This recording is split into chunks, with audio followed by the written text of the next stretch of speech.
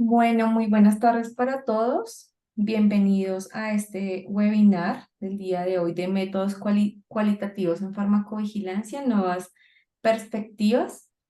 Mi nombre es Alejandra Cruz, yo soy directora ejecutiva de la Asociación Colombiana de Farmacovigilancia.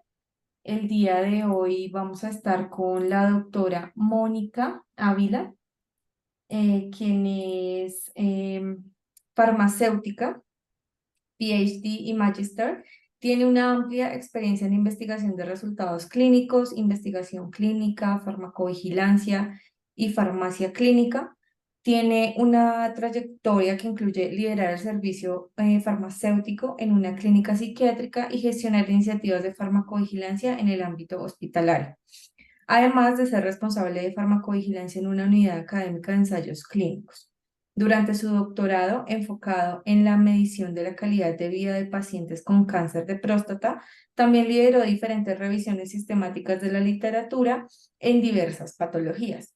Durante más de 2 años ha trabajado como consultora en proyectos de investigación de resultados clínicos o Clinical Outcome Assessments en diversas áreas terapéuticas, utilizando principalmente metodologías de investigación cualitativas.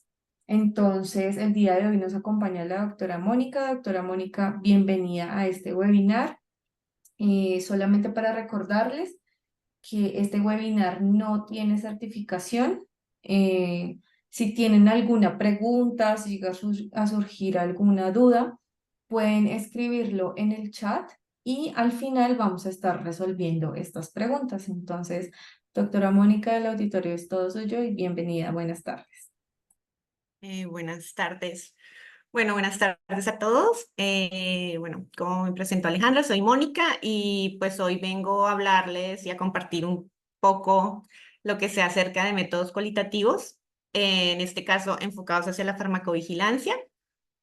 Bueno, pues para iniciar, bueno, necesito decir que las opiniones expresadas en esta presentación son exclusivamente mías y no expresan ningún punto de vista u opinión de mi empleador. Bueno, voy a mostrar un poco, voy a empezar primero definiendo qué son los Patient Experience Data, como para introducir el tema de cualitativo, porque la investigación cualitativa es importante, un poco la importancia de estos Patient Experience Data. Después vamos a hablar un poco de la investigación cualitativa y su, como una definición o el concepto básico de qué es la investigación cualitativa. Algunas metodologías cualitativas, no voy a hablar de todas porque hay muchas, me voy a centrar en como en las principales, son las más usadas, como son encuestas, entrevistas individuales y grupos focales. Y luego voy a hablar un poco también sobre cómo se analizan los datos cualitativos y finalmente voy a mostrar un ejemplo de uso de metodologías cualitativas en farmacovigilancia. Bueno, me gustaría introducir este concepto de Patient Experience Data, dado que a partir de unos años atrás, 10 años atrás, tanto las entidades, las agencias regulatorias como la FDA y la EMA se han enfocado en la importancia de incluir al paciente en todo el desarrollo de los medicamentos. Entonces surge este concepto. Incluso la FDA tiene unas guías súper desarrolladas, lo pueden ver en su página, donde dicen las diferentes sugerencias que ellos como entidad, agencia regulatoria, dan a los sponsors de los ensayos clínicos para cómo y dentro de todas las etapas de los ensayos clínicos introducir la perspectiva de los pacientes. También la EMA, tengo que decirlo, la EMA tiene menos documentos, está menos desarrollado, pero igual tienen algunos documentos y en el 2005, que es como la publicación más importante, resaltan la importancia de considerar al paciente dentro del desarrollo desarrollo de los medicamentos. Entonces, de aquí viene este concepto que son los Patient Experience Data, que son definidos como todos los datos recopilados sobre la experiencia de los pacientes. Puede ser sobre su estado de salud, sobre los síntomas, sobre la evolución de la enfermedad, sobre preferencias de tratamiento, la calidad de vida o cómo impacta un medicamento su calidad de vida, o también como el impacto de la atención médica. Esta es la definición de la EMA. Si buscan en la FDA, tiene su propia definición, pero tomé la EMA como referencia. La recopilación de estos datos se hace a través de diferentes metodologías. Es importante considerarlo porque tenemos las metodologías cuantitativas, que son todos los Clinical Outcome Assessment. Dentro de los Clinical Outcome Assessments tenemos los Patient Reported Outcomes, los Performance Reported Outcomes, los Clinical Reported Outcomes. Todo esto está enfocado en la parte cuantitativa de cómo obtener la perspectiva del paciente a través de estos instrumentos. Estos se consideran cuantitativos. Y bueno, y la parte cualitativa, que entonces aquí hablamos de metodologías como los grupos focales, las encuestas o entrevistas directamente a los pacientes. Dicho lo anterior y de la definición de Patient Experience Data, ¿por qué son importantes estos datos que recopilamos directamente de los pacientes sin la interpretación de ni un clínico ni la interpretación de nadie más, sino directamente del paciente? Básicamente porque son los pacientes los que usan los medicamentos y son pues el usuario final y son los que realmente sienten pues el efecto del medicamento o todo el impacto del medicamento en su vida. Son los que son a la final y más actualmente se ve que los pacientes son cada vez más informados respecto a la enfermedad, son cada vez más, están más informados respecto a su tratamiento, son personas en general los pacientes se inquietan más por conocer por qué les dieron el medicamento, qué opciones de tratamiento tienen. Y pues esto lo ven los profesionales sanitarios porque cada vez se tienen que enfrentar a pacientes mucho más informados. También asegura que los outcomes o los resultados que se midan en un ensayo clínico, por ejemplo, sean los que realmente le interesan al paciente. Y también, pues, obviamente optimizan pues todo el desarrollo de los medicamentos y pues y aportan información relevante para las agencias regulatorias. Entonces, porque durante las diferentes etapas, como les mencionaba previamente, de los desarrollos de los medicamentos, pues son importantes. Entonces, por ejemplo, durante el diseño de un ensayo clínico, por ejemplo, para seleccionar cuáles son los endpoints o los diferentes variables que se van a medir, entonces cada vez es más frecuente que las agencias regulatorias pidan información que venga directamente de pacientes con esa enfermedad para elegir que eligieron o que que proveen la información importante para identificar qué es lo que importa para el paciente, porque el clínico puede decir, no, al paciente lo que le importa es el dolor, pero realmente al paciente no le importa el dolor, sino le importa la fatiga que le genera su enfermedad, por ejemplo. También para las preferencias, que esto ya se hace en una etapa más avanzada del desarrollo, de desarrollo del medicamento, las preferencias, si el paciente, por ejemplo, prefiere una vía oral en vez de una IV, ¿cuáles son las razones porque las preferencias entre este tratamiento u otro? Y pues lo que venimos a hablar hoy, que es toda la parte de post-marketing, farmacovigilancia y como por ejemplo el reporte en general de eventos adversos, de reacciones adversas, porque es donde el paciente pues cada vez está más implicado en los sistemas de farmacovigilancia, se implica el paciente y se tiene en cuenta también el reporte directamente del paciente. Entonces, ¿qué es la investigación cualitativa? Entonces, la investigación cualitativa tiene como objetivo comprender fenómenos, creencias, experiencias, actitudes, comportamientos, interacciones humanas mediante la recopilación, análisis, interpretación de datos que no se pueden reducir fácilmente a números. Entonces, de aquí venimos de que son cosas que no son fácilmente medibles, que no se toma como un instrumento y se mide. No, son otros conceptos diferentes, percepciones, preferencias. Esta es la investigación cualitativa. Es relevante para generar Patient Experience Data, dado que ayuda para una comprensión más completa y exhaustiva de las experiencias que las personas tienen con la enfermedad, el tratamiento, incluso sus experiencias con el mismo ensayo clínico. Los métodos de investigación cualitativa se refieren también a todas las técnicas de investigación que se basan en métodos no estadísticos. Mientras que los métodos estadísticos tenemos una muestra grande de pacientes y queremos ver estadísticamente la significancia se mira busca la significancia estadísticamente, la significancia estadística. En la investigación cualitativa lo que se busca es entender, tener como entender todo el comportamiento, toda la percepción que tienen las personas que se entrevistan o los sujetos de estudio respecto a un fenómeno. Pero no necesariamente, no se tiene en cuenta un tamaño de muestra gigante. Generalmente los estudios cualitativos tienen muestras pequeñas. Entonces es diferente. Hay que tener esto en cuenta, que no se puede decir, bueno, es que pues, tiene 20 pacientes solamente, es malo. No, son enfoques diferentes y no son excluyentes. Si se hace investigación cuantitativa, la investigación cuantitativa puede hacerse, que son los estudios mixtos, de enfoque mixto. Puede la investigación cualitativa aportarle a la investigación cuantitativa, no son excluyentes, se pueden hacer al mismo tiempo y pues obtener resultados de diferente perspectiva, pero no son excluyentes.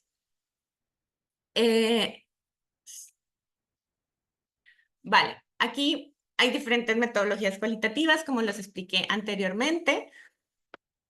Acá hay muchas. Perdón por la gráfica que no se ve muy clara, pero entonces están observación de participantes, tenemos biografías, entrevistas, estudios de casos, grupos focales, encuestas.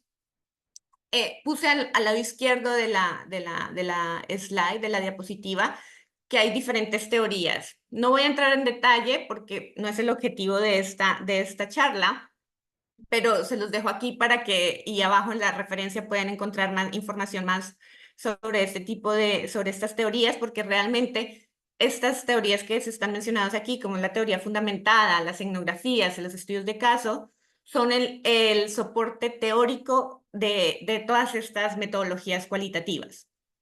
Si ustedes van a ver, estas metodologías vienen de la sociología, vienen de la antropología.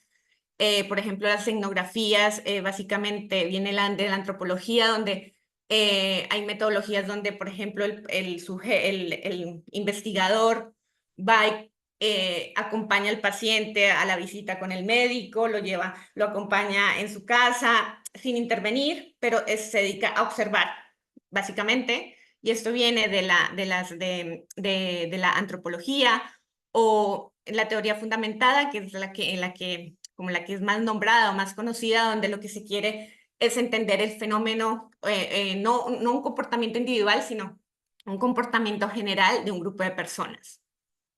Entonces, los dejo ahí para que después, pues, si quieren entrar en detalle de cada una de estas teorías, pero básicamente lo que quería transmitir con esto es que hay un fundamento. No es como que se inventaron esto, no, hay un fundamento teórico detrás de cada una de estas metodologías.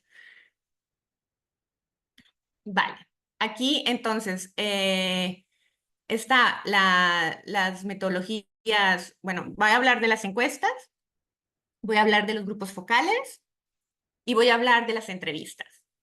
Estas son las tres que me voy a enfocar porque son las que más se usan, o las que más, incluso, bueno, las que tengo yo más experiencia.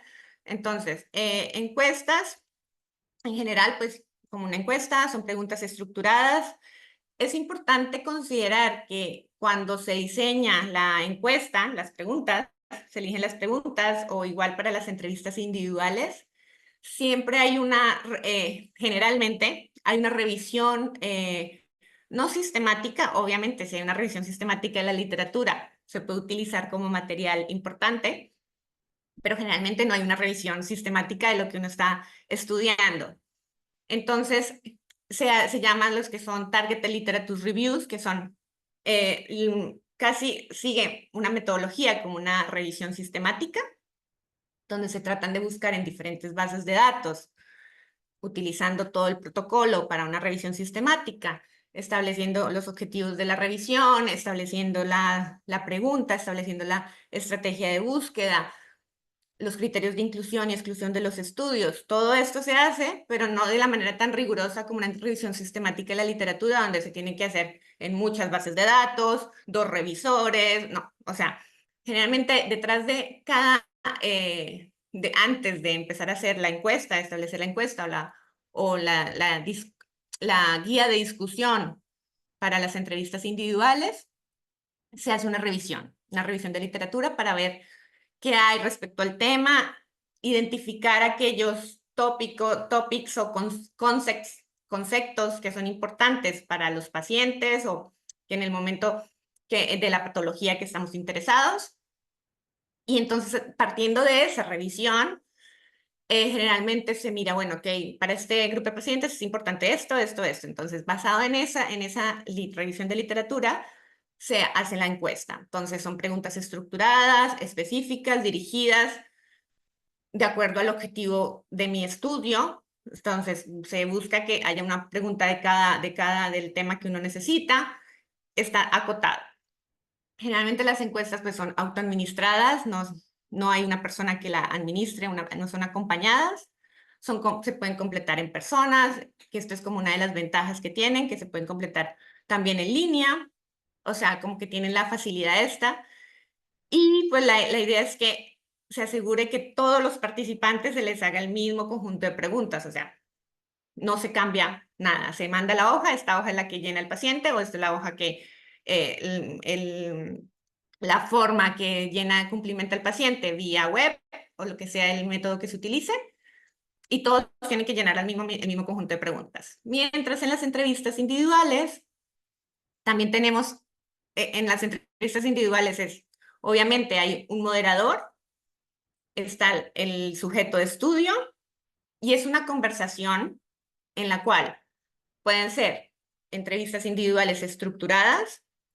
En las entrevistas individuales estructuradas que se tiene el guión completo, tal cual, todas las preguntas que se van a hacer, pero no hay, o sea, el moderador se tiene que regir a las preguntas y no puede preguntar o ahondar un poquito más en alguno de los temas.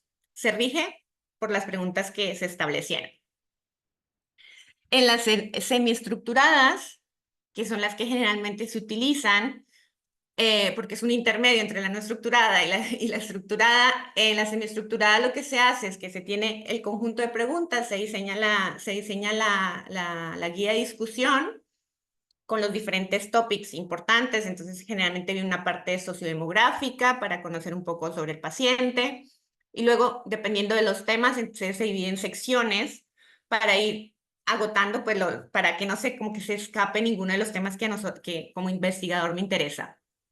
Entonces, luego que se tiene esto, lo que sí pasa es que a medida que uno hace la entrevista, puede que el paciente mencione algo que puede ser interesante. Entonces, el moderador tiene en ese momento generalmente los moderadores tienen que ser personas entrenadas en investigación cualitativa.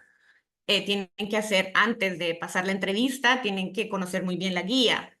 Tienen, antes que hacer la entrevista, tienen que hacer una mock interview, un ensayo de entrevista con un paciente de ensayo o con una persona que les sirva como paciente pues para revisar la guía y pues para entrenarse en el sentido de que si el paciente responde algo, él pueda ir a ahondar en algún tema que pueda ser de interés. Entonces, es muy importante cuando se hace se utiliza este tipo de metodología, el entrenamiento de los moderadores y cumplir pues todas las etapas de entrenarlo, hacer el mock, luego discutir si hay algún cambio en la guía de discusión, y luego sí hacer las entrevistas de verdad. Y entonces, a medida, se nota que cuando un moderador, entre más experimentado tiene más la capacidad como de guiar al paciente, de que no se vaya, o sea, sí, porque a veces los pacientes quieren hablar mucho y contar cosas muy de ellos, entonces toca ir guiando al paciente pues para que no se desvíe el tema, porque generalmente pues se tienen 60 minutos o 90 minutos para hacer la entrevista, y pues no se puede como desviar de la conversación. Entonces, a medida que el moderador es cada vez más entrenado, tiene más experiencia, tiene esta capacidad más de como de guiar al paciente, de no cortarle, pero sí como guiar la entrevista. Y las no estructuradas básicamente no se tiene como un guión, se tienen los temas, pero no se tienen preguntas como tal, sino simplemente es como un diálogo con el paciente y esto.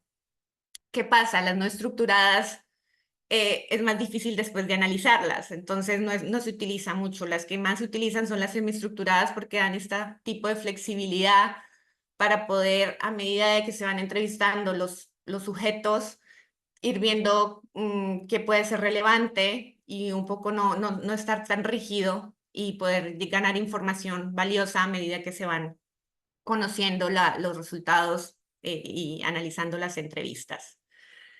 Vale.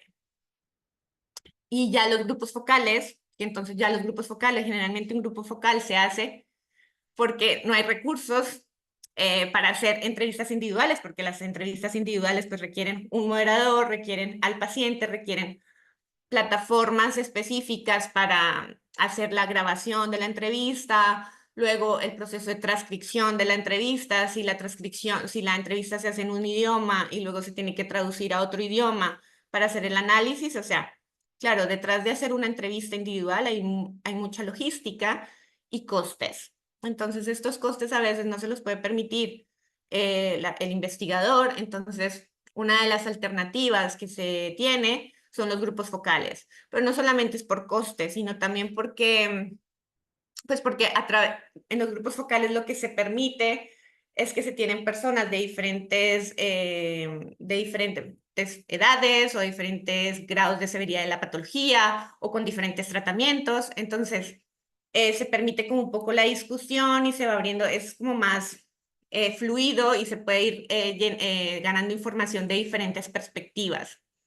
Entonces, también se hace una guía de discusión, pues para que durante la conversación se vayan tocando los temas que nos interesa preguntar a los participantes del grupo focal. Y bueno, y el moderador tiene este papel de ir ahondando temas como con la entrevista individual, pero bueno, a nivel focal, de acuerdo a las discusiones que se vayan generando con las personas participantes. También, en este caso, se pueden hacer por teléfono o en línea, pero bueno, también se tienen las limitaciones de hacerse virtuales, digo, aquí hay un error, o personalmente, todas las personas en la locación, en un sitio físico, o en línea, como pues este tipo por Zoom o alguna de estas plataformas. Pero claro, está la limitación de los que bueno, las limitaciones típicas de cuando hay algo en línea, que los pacientes puede que se distraigan, puede que apaguen la cámara y se desconecten por un rato y no estén tan enfocados o tan dispuestos, que tengan problemas o no tengan acceso básicamente a esto tan fácil. En cambio, pues en persona, pues se tienen a todos los pacientes juntos y pues es mucho más fácil de incentivar la discusión entre ellos. Pero también es más costoso porque si, por ejemplo, se quiere gente de diferentes ciudades o diferentes sitios, pues es muy difícil logísticamente poner a toda la gente en un mismo sitio en una hora que les sirva. Entonces, bueno, tiene estas desventajas.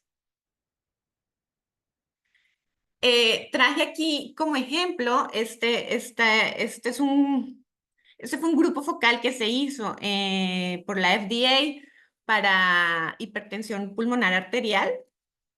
Este documento lo pueden encontrar ahí en el link que está ahí en la presentación.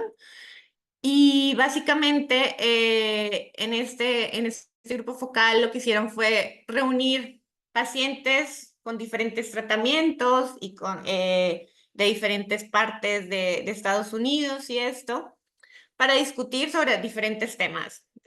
Muchos temas discutieron en este grupo focal, pero básicamente traje aquí las cuotas o lo que mencionaron los pacientes respecto, porque hubo como un apartado grande que ellos identificaron luego de analizar los datos sobre efectos secundarios de los medicamentos. Entonces, bueno, pueden ver que algún paciente se decía bueno, que tenía alguna molestia, pero que igual él podía manejar las molestias, el dolor de cabeza, el dolor de garganta, la tos, o un paciente básicamente reportó con este medicamento no me fue bien, pero luego cuando me cambiaron ya empecé a sentirme bien. O como infortunadamente la madre de un paciente con esta enfermedad reporta que estaba pasándola muy mal con la medicación y que más que por la enfermedad como tal.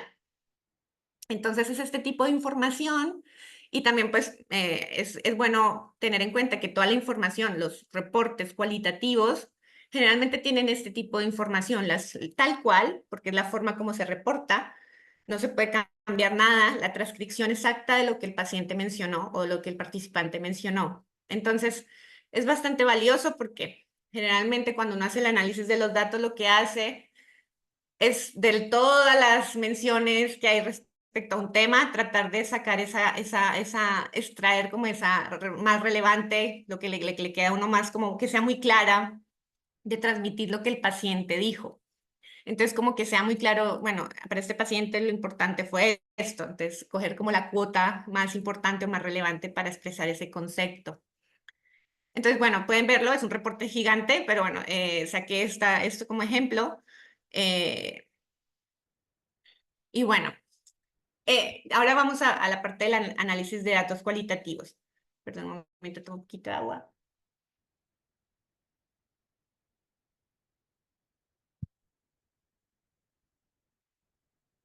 Pues entonces, se hacen las entrevistas. Por ejemplo, se hace una entrevista, la entrevista se graba, se transcribe tal cual toda la transcripción, se tiene todo lo que se dijo. Y luego que se tiene la transcripción, pues con esa transcripción se empieza el análisis.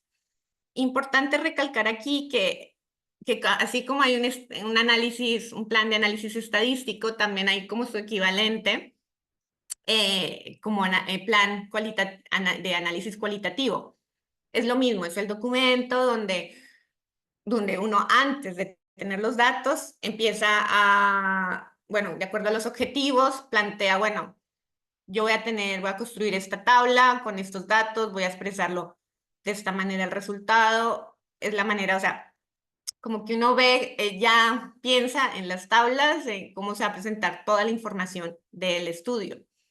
Esto es súper importante y es súper valioso hacerlo realmente antes de tener los datos porque le permite a uno organizar el análisis y bueno, esto puede ser modificado a la final, o sea, la idea es tener documento, pero pues sí puede ir modificando a medida que uno vaya recogiendo los datos.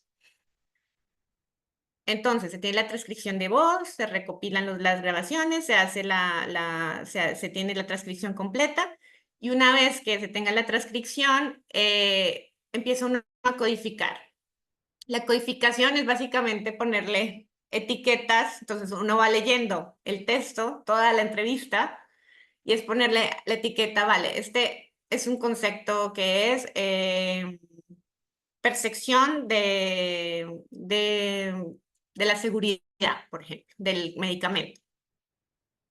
Entonces, antes también dentro del plan de análisis cualitativo, se tiene que hacer el código de codificación. Entonces, el código de codificación, uno va a decir, vale, edad tiene tal etiqueta, se va a llamar edad, obviamente. O género, si queremos separarlo. Entonces se van poniendo todas las etiquetas, conceptos importantes, percepción de la seguridad del medicamento, experiencia con el medicamento, actitudes hacia el uso o no del medicamento, por decir algo. Entonces, es importante tener estas etiquetas ya establecidas porque en base a eso los codificadores van leyendo la transcripción y van asignando las etiquetas. Importante, generalmente se hace codificación por 2 personas. Aquí sí se hace la codificación por 2 personas independientes. Hacen la codificación primero no sé, si se hacen 20 entrevistas, por ejemplo, se codifican las 5 primeras. Luego de tener codificadas esas 5 primeras, hay una persona, un tercero, como revisor, que generalmente es una persona más experimentada, es un investigador cualitativo experimentado, revisa si hay discrepancias o si pasa algo, y se revisan todas las discrepancias que hayan y se van resolviendo. Luego de esto, pues entonces ya se pasa a la siguiente etapa. Generalmente se hacen por etapas de análisis. Si se hacen, por ejemplo, 20 entrevistas, se codifican 5, luego se codifican otras 5. A veces, por ejemplo, se decide que se van haciendo la codificación a medida que se van haciendo las entrevistas, o por ejemplo, a veces dicen, no, vamos a hacer al final, la codificación al final, después de todas las entrevistas. Pero claro, a la final, esto lo decía el investigador. Si, por ejemplo, es algo que uno quiere que ir modificando, pues lo que se hace es porque se puede ir modificando la guía de discusión, por ejemplo, porque dice, vale, este concepto no es importante ni relevante para los pacientes. Entonces, quitémoslo porque es carga para el moderador y para el paciente durante la entrevista, pero podemos incluir otra cosa que sí está saliendo importante. O sea, es como muy dinámico, no es como tan rígido. Entonces, por eso es importante este proceso de codificación que lo define el equipo investigador. Los codificadores deben estar entrenados y se utilizan, hay diferentes softwares. Aquí menciono algunos, pero bueno, hay más, los softwares. Estos son softwares especializados, específicos para hacer codificación de investigación de datos cualitativos. Los análisis se pueden hacer con diferentes enfoques. Uno de los enfoques es el análisis de contenido, que lo que se hace es, por ejemplo, ir identificando patrones. Entonces, bueno, por ejemplo, en este caso en específico es síntomas. Entonces, síntomas y molestia, como cuánto le molesta al paciente ese síntoma, por ejemplo. Entonces, lo que se hace aquí, este es un gráfico muy común cuando se hacen entrevistas para determinar cuáles son los síntomas relevantes para un paciente. Esto es importante para cuando se hace la definición de las variables que se van a medir en el ensayo clínico. Este es un ejemplo, no enfocado en farmacovigilancia, pero bueno, es útil para entender el concepto de este tipo de análisis de contenido. Entonces se tiene la molestia en el eje de la X y el número de menciones del síntoma. Entonces a la final aquí, por ejemplo, no sé, aproximadamente, creo, 11 pacientes reportan pérdida de pelo y les molesta, bueno, no les molesta tanto. Entonces uno a la final en este tipo de gráficos en este tipo de análisis lo que se hace es contar frecuencias. Es como contar frecuencias, cuántos pacientes reportaron este síntoma y a cuánto les molestó tanto.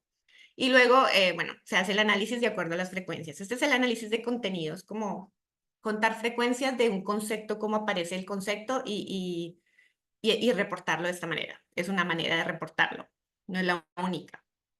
Y ya el análisis temático, que este sí ya no es tanto, no es tan importante si 10 pacientes reportaron fatiga. Lo importante es ver las diferentes categorías. Entonces, todo lo que va saliendo se va a tratar de agrupar. Entonces, bueno, fatiga física o fatiga mental. Entonces, esto es como tratar de ir categorizando de acuerdo a lo que van mencionando los pacientes, es ir tratando de agrupar y de generar ese tipo de mapas conceptuales donde se ve, vale, estos son los conceptos importantes para este grupo de pacientes. Y pues que se genera como una jerarquía dentro de las diferentes categorías. Vale, entonces, ahora me gustaría compartir este ejemplo. Este ejemplo este sí es enfocado en farmacovigilancia pues el objetivo de este estudio, bueno, el contexto del estudio es Tailandia. El sistema en Tailandia se utiliza mucho los medicamentos, medicinas fitoterapéuticos y medicinas, sí, perdón, no me salen las palabras, sí, fitoterapéuticos. Y bueno, hay como una hecha tradición de uso de estos medicamentos allí. Entonces, el sistema de farmacovigilancia de allí también tiene en cuenta el reporte directamente de los pacientes. Entonces, el objetivo de este estudio fue explorar las percepciones y qué tanto se sabe acerca del sistema de reporte directamente de los pacientes y explorar las actitudes hacia la seguridad de estos medicamentos, las experiencias y la intención de reportar por parte de los pacientes efectos adversos a estos medicamentos. Entonces, bueno, vamos a ver entonces lo que vimos anteriormente aquí. Entonces, este estudio utilizó entrevistas semiestructuradas y aparte hizo un grupo focal. Entonces, para los pacientes, para las entrevistas estructuradas, incluyeron pacientes con enfermedades crónicas, voluntarios de salud, que son personas que son personas que son entrenadas para dar como soporte a nivel comunitario, dar información de salud a las personas a nivel comunitario. Personas que tuvieron algún problema con algo, reportaron algo respecto a estos medicamentos, farmacéuticos comunitarios, y bueno, pues incluyeron gente mayor de 18 años dispuesto a participar en el estudio. Eh, eh,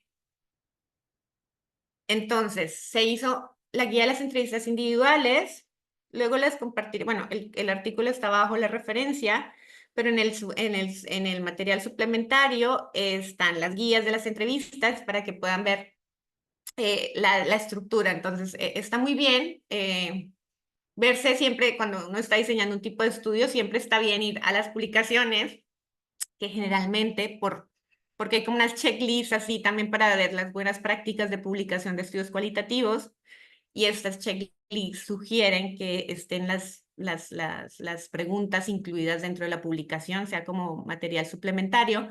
Entonces está bien porque le da una idea de cómo puede estructurar uno su guía de discusión. Entonces, en este caso, como les comentaba, generalmente siempre hay una parte de información general, que es como la información sociodemográfica de los pacientes, de los sujetos de estudio, y luego ya los temas importantes. En el artículo dicen que hicieron una revisión de literatura previamente para establecer cuáles son como los temas que ellos querían incluir en su guía de discusión.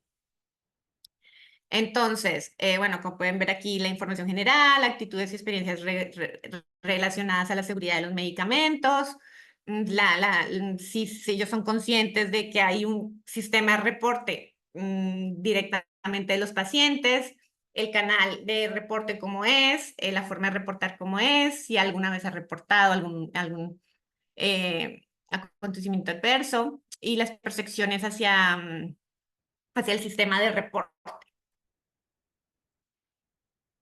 Bueno, también están las experiencias e intenciones para reportar a este sistema, si ellos realmente les interesa o les parece importante esto.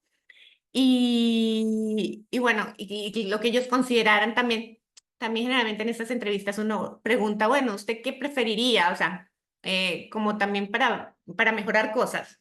Entonces, ¿cuál piensa que aquí, por ejemplo, cuál método usted piensa que es apropiado para reportar al sistema de farmacovigilancia? Aquí no incluí la del grupo focal, pero está como al final en el apéndice, hay como un apéndice de esta presentación, entonces ahí pueden ver el del grupo focal. Vale, entonces aquí el análisis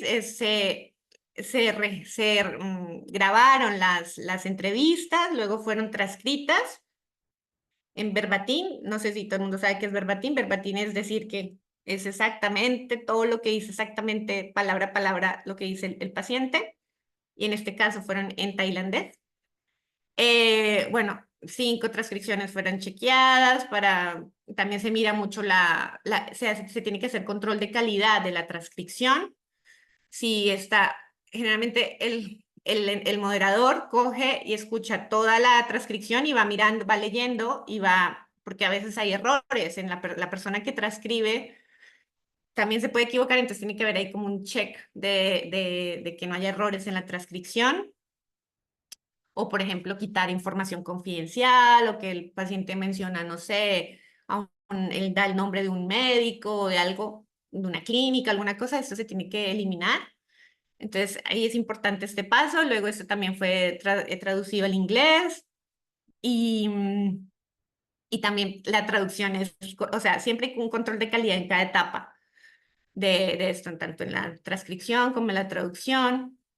Y luego aquí utilizaron el análisis temático, que es este último que les mostré, donde se quiere hacer como una categorización y mirar no tanto número de menciones de algo, sino es ver más como generar un mapa conceptual de lo que el paciente, de lo que los pacientes reportaron.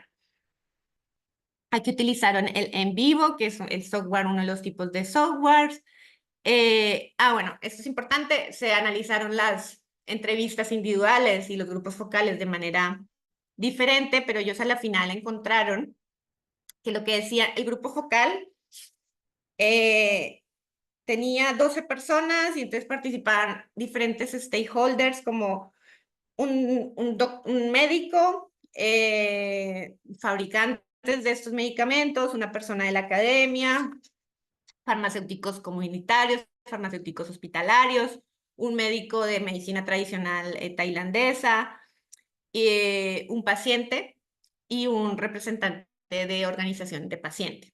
Entonces, bueno, estos son como los miembros del grupo focal. Lo que encontraron en este estudio básicamente fue que lo que decían el grupo focal, los stakeholders y lo que decían los pacientes estaba muy relacionado, entonces hicieron como un mapa conceptual general. No como que no diferenciaron el mapa de los pacientes y el del grupo focal, no. Hicieron un mapa conceptual común. Y esto fue lo que encontraron. Entonces, no voy a entrar en detalle de cada una de las cosas que ellos encontraron, pero bueno, es interesante ver cómo, o sea, lo importante aquí es cómo reportan los datos. Y entonces aquí hicieron un análisis,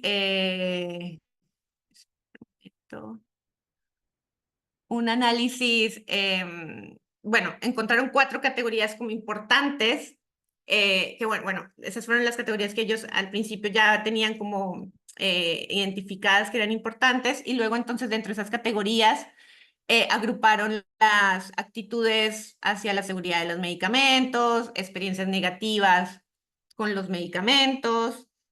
Por ejemplo, aquí nombraron, bueno, yo me leí el artículo y decía, por ejemplo, que experiencias negativas, por ejemplo, ellos consideraban, algún paciente reportó un daño grave por los medicamentos.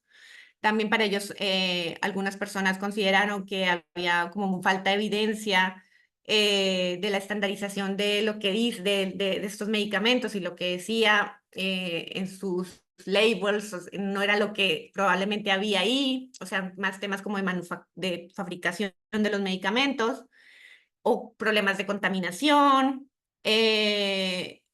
Por otro lado, también otros decían, oh, es que claro, esto es muy tradicional, se ha venido usando toda la vida, es muy seguro.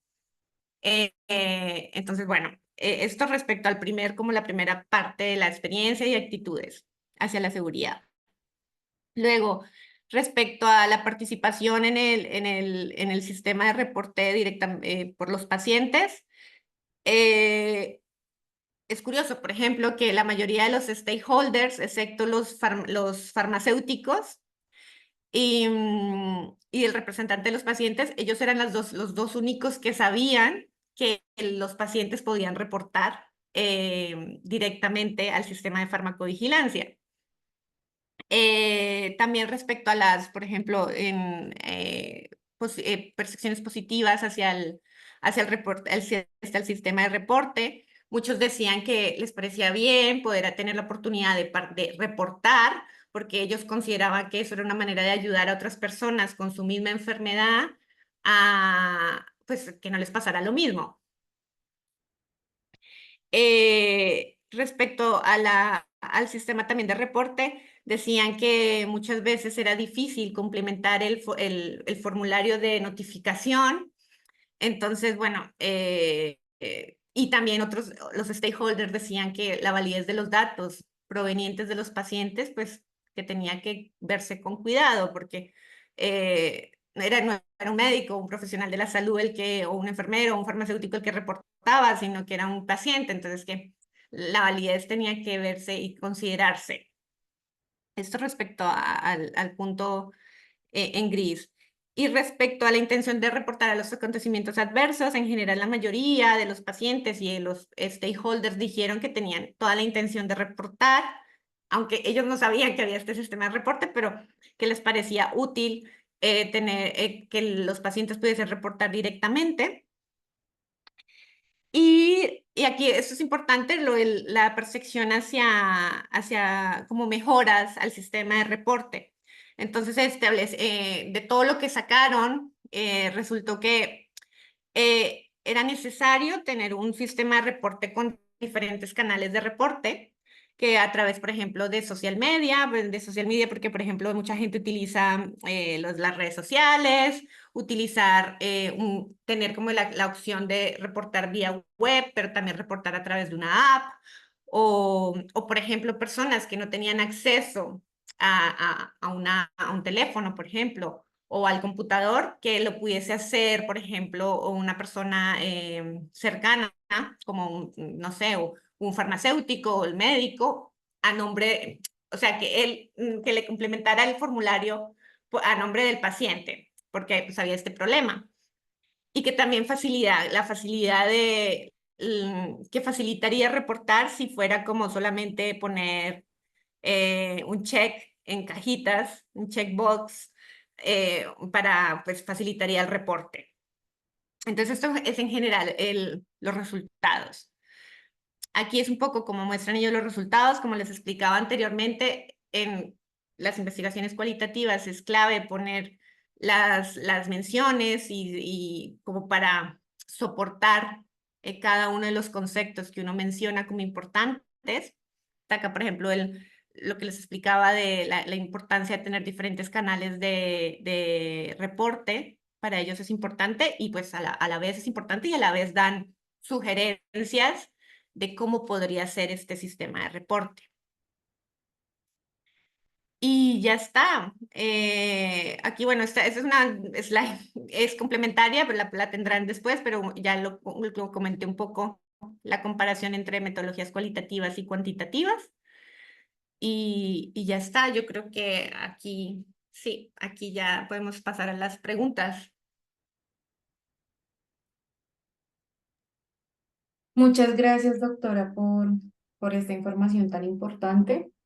Entonces, hasta el momento no hay preguntas en el chat, sin embargo, pues invitamos a las personas que están en el webinar, si quieren, pueden hacer uso de la palabra a través del micrófono, pueden levantar la manito y nosotros le permitimos abrir el micrófono o pueden dejar algunas, si tienen observaciones, dudas en el chat también. Entonces, nada, no sé si alguien quiere comentar algo, quiere agregar algo. Bueno, Tatiana Mendoza dice que estuvo muy interesante, muchas gracias. Cristian Nicolás, no,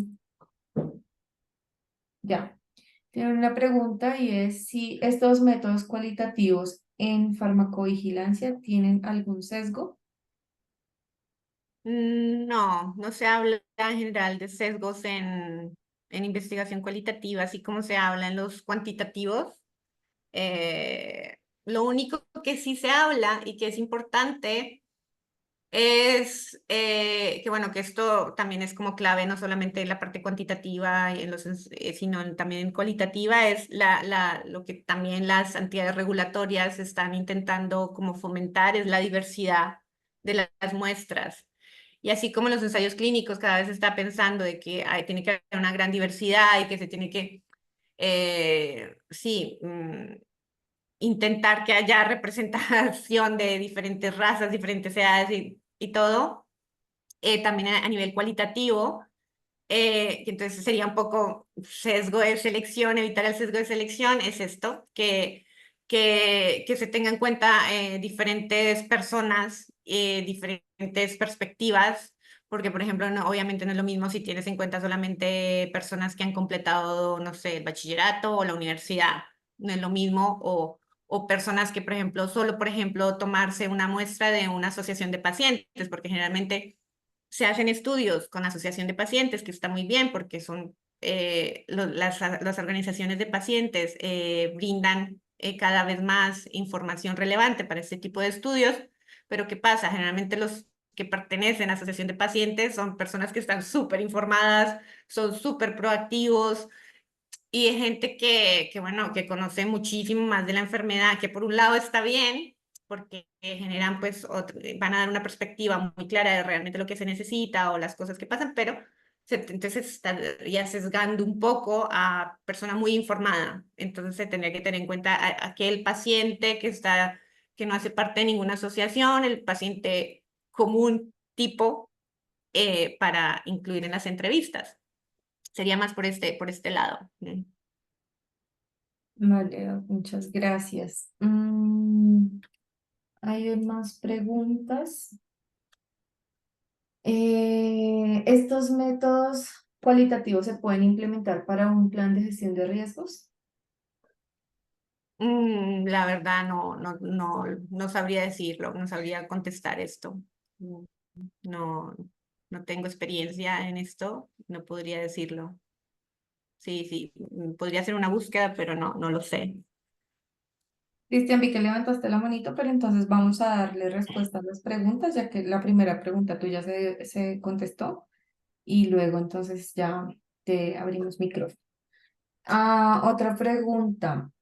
¿Este tipo de investigación se puede utilizar como herramienta en centros efectores? ¿Qué son centros efectores?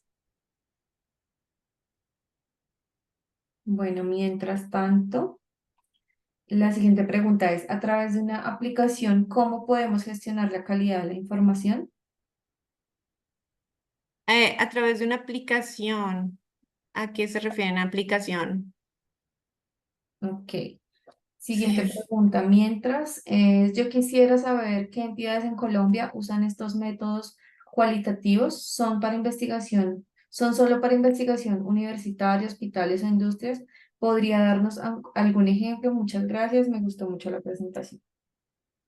Pues infortunadamente en el contexto de Colombia no conozco porque yo no vivo en Colombia desde hace mucho tiempo, entonces no tengo como la información en Colombia. Sé que hay gente que está haciendo métodos cualitativos en muchos lugares y sé que las entidades regulatorias cada vez están pidiendo más este tipo de estudios. Pero podría hablar del contexto europeo, que es donde trabajo, pero no a nivel Colombia. Pero sí, no solamente es investigación, yo creo que ya se está saliendo más de la universidad. Hasta hace un tiempo aquí en España o en Europa era como muy enfocado a la universidad o a estudios sociológicos, estudios en otras, era como una metodología, bueno, está ahí, pero no tan usada. Pero sí es cierto que a medida de todo este boom de patient centricity, de tener en cuenta al paciente, de considerarlo en el desarrollo de los medicamentos y más por toda la presión que realmente la FDA o la EMA están generando para que sea así, bueno, se está saliendo solo de ya no ya sale de la universidad o del hospital, es más obligación, casi como obligación o mandatorio por parte de los laboratorios y de la industria hacer este tipo de estudios. Listo. Entonces, respecto a los centros efectores es un hospital o farmacia donde se recopila información sobre RAMS o farmacovigilancia activa. Entonces, la pregunta inicial era, ¿este tipo de ¿Sí? investigación se puede utilizar como herramienta en estos centros efectores? Yo creo que este tipo de investigación se puede utilizar, sí, en cualquier contexto, porque por ejemplo en este caso era como el contexto de académico, este estudio, pero académico, pero mirando el Sistema Nacional de Vigilancia. Entonces, estos métodos se pueden utilizar en cualquier contexto. Lo importante sí es cierto que aunque digan son 20 pacientes, 25 pacientes, no hay una rigidez, que es la parte que hay que como que cambiar un poco la mentalidad de que no es, el muestreo es diferente, por ejemplo, a un método cuantitativo, yo creo que se puede utilizar, pero con rigurosidad científica, o sea, con todos los pasos que les dije, verificando que haya calidad en la recolección de los datos, empezando desde cero con un buen protocolo, estableciendo los objetivos, haciendo una buena revisión de la literatura, luego preparar un buen documento, la guía de discusión, una buena guía de discusión, y luego a medida que hacerla, entrenar a los moderadores, entrenar a los codificadores, hacer todos los controles de calidad de todo lo que se va generando, de toda la información que se va generando, y luego incluso también para el reporte, o sea, también hay, así como hay para los estudios epidemiológicos y esto, checklist para reportarlos bien, hay también checklist para reportar estudios cualitativos. Entonces, como se puede aplicar en cualquier contexto mientras se haga con esta rigurosidad, porque es una metodología rigurosa, así como los métodos cuantitativos, es rigurosa y necesita seguir unos pasos y un enfoque riguroso científico.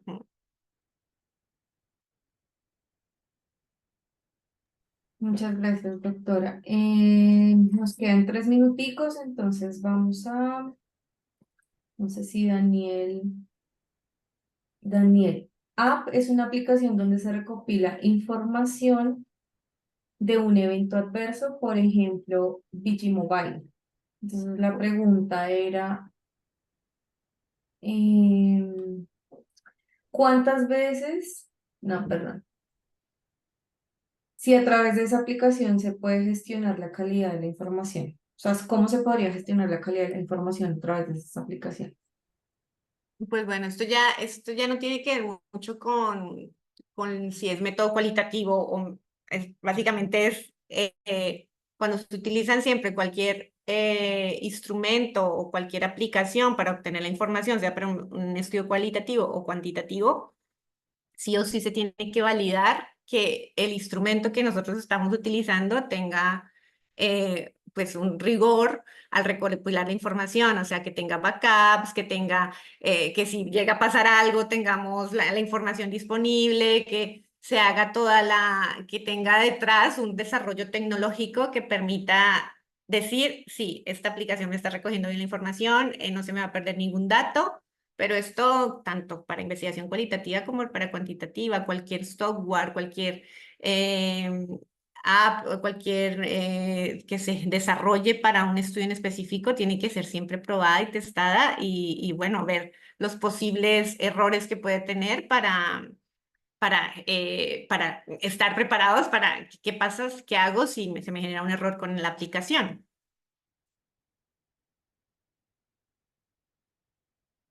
Perfecto, doctora. Yo creo que vamos a solamente a hacer una intervención pequeña, que ya nos queda 1 minuto. Entonces, primera pregunta, doctora, es si podemos tener la presentación, si la podemos enviar por Sí, correo. sí, sí, sí, Listo. sí, sí, la Entonces, compartiré y también igual compartiré algunos artículos que, claro, por el tiempo sabía que no me iba a alcanzar a presentar, pero bueno, hice alguna búsqueda para que vean algunos ejemplos de aplicación de estos métodos en farmacovigilancia, o por ejemplo que son específicos, por ejemplo, para una enfermedad, específicos para un medicamento, o sea, hay como diferentes escenarios. Entonces compartiré la presentación y compartiré también las referencias, pero bueno, que hay, o sea, publicaciones hay un montón, pero bueno, que encontré algunas que pueden ser interesantes y que les puede dar alguna idea para, pues, para implementar o para hacer algún tipo de estudio allí donde estén ustedes. vale, muchas gracias. Y segunda pregunta, ¿nos puedes dejar, porfa, entonces tu correo electrónico en el chat para que las personas que, si de pronto, pues en realidad quedan bastantes preguntas pendientes, entonces si las personas que tengan esas preguntas te podrían escribir a tu correo con esas preguntas que quedan pendientes? Sí, con Sí. mucho gusto. Ya lo comparto, lo Y acabo de compartir. entonces le voy a dar, voy a abrir el micrófono para Tatiana Mendoza, que nos va a contar un poco sobre la experiencia en investigación cualitativa. Y entonces, un segundito. Listo, ya. Creo que ya puedes abrir el micrófono. Hola, muchísimas gracias. Quiero responder también una pregunta desde mi experiencia fue a través del trabajo de grado que pude hacer una investigación cualitativa. Una pregunta muy amplia y que seguramente los resultados no son sorpresivos para ninguno de nosotros, pero era básicamente saber qué hacen las personas cuando tienen un problema de salud. Esto básicamente porque cuando se habla del sistema de salud, siempre se piensa en cuando el paciente llega al médico, pero olvidamos que antes de que el paciente llegue al médico, ha dado muchos pasos antes, como buscar en internet, preguntarle al primo, al vecino, al amigo, o ir a la farmacia. Entonces, parte pues de esta investigación cualitativa, pues mostró que precisamente pues hay muchos pasos antes de esto. Y también quisiera compartir en la vida real otro, pues, experiencia, no es mía, pero fue lo que yo visualicé.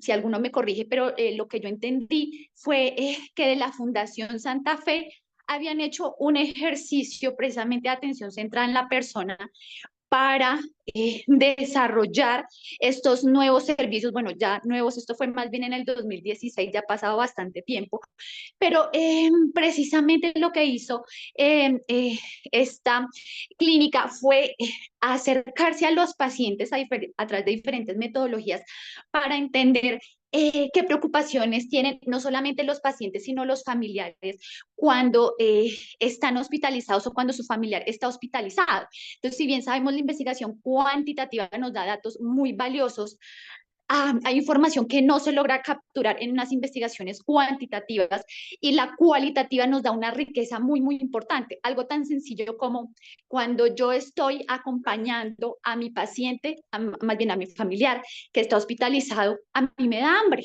y yo quisiera poder bajar y poder comer algo, poder almorzar. Algo tan sencillo como eso, que hizo la Santa Fe. Bueno, vamos entonces a llevar carritos por cada piso para que los familiares puedan comer. Algo tan sencillo como eso. O tener unos lugares más cómodos para el descanso de los familiares. Tienen que pasar X noches acompañando a su familiar, hombre, que tenga mayor comodidad. O ¿qué tal espacios más amigables, espacios verdes, matas, que yo como paciente pueda salir de la habitación? Entonces, información que de acuerdo a lo que yo entendí cuando ellos estaban pues presentando pues estas novedades, es eso, preguntar, oye, ¿qué quieres? ¿Qué te gusta? ¿Qué no te gusta? Y sobre eso construir. Entonces, básicamente con esto quiero responder, si podemos aplicar en nuestro día a día, nuestra labor, la investigación cualitativa, ¿sí? Incluso no solamente pensándonos en pacientes, sino hasta en los mismos recursos que nosotros tenemos independientemente de donde trabajemos. Oye, ¿qué te parece? ¿Te gusta? ¿No te gusta? Y sobre ahí construir. Eso es lo que quería compartir. Muchísimas gracias. Muchas gracias, Tatiana, por tu intervención. Entonces, nada, cerramos el webinar el día de hoy, solamente para recordarles que esta grabación está disponible en el canal de YouTube de la Asociación Colombiana de Farmacovigilancia. Invitarlos a que nos sigan, por supuesto, en todos los canales de difusión que tenemos, en Facebook, Instagram, LinkedIn, en YouTube. Y agradecerles a todos nuestros asistentes por habernos acompañado el día de hoy y muchas, muchas felicitaciones a la doctora Mónica por esa labor tan importante que desarrolla día a día y gracias por la información tan importante que nos brindó el día de hoy. Que tengan Gracias a una ustedes. Muchas gracias. feliz noche, que estén muy bien. Gracias. Adiós. Chao. Chao, chao.